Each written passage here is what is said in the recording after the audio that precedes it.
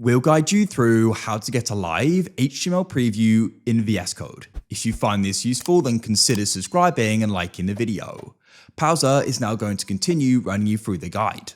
If you are working on HTML, CSS or JavaScript project, constantly refreshing your browser after every change can slow you down. The live server extension automatically refreshes your web page whenever you save your files, making development much faster. So let's get started. First, open your HTML project in VS Code. Go to the extension tab at the left hand side and then just go ahead and search for live server and then press enter, and then from here just go ahead and go with live server, which is by this particular developer, and then from here you can just go ahead and click on install. And once the extension has been installed, you can just close this. Now open the command palette by going to the top and then choose view and command palette, or you can also press Ctrl Shift and P key on your keyboard, and after that just go ahead and search for live server and then choose live server open with live server. You can use the arrow key to navigate and then press enter, and your default web browser will open with your web page running on local development server. Now let's see how the preview works. So I'm just gonna go ahead and go to VS Code, and then here I'll make a small change. So I'm just gonna go ahead and change the heading and name it to something like GuideRealm, and you can see it is saying live